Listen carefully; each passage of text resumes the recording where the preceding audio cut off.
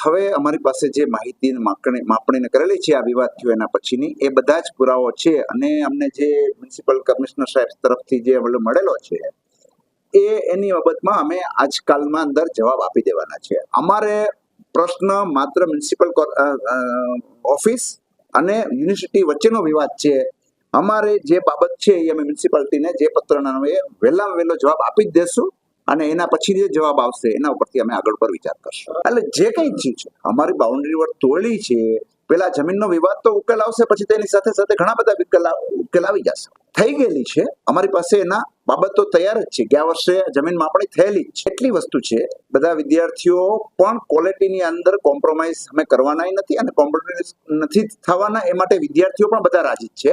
પણ એમની જે આગળના બાબતોની અંદર જે દલીલ છે એ દલીલની અંદર અમે તથ્ય જણાય છે કે ભાઈ આવું કેમ થયું એની અમે તપાસ કરશું અને જો એમ લાગશે કે આ તરફથી કંઈ અમે એમને કાયદાકીય રીતે સારી રીતે યુનિવર્સિટીના નીતિ નિયમ પ્રમાણે એને ફાયદો થતો હશે તો 100% અમે આપવાના જ છે.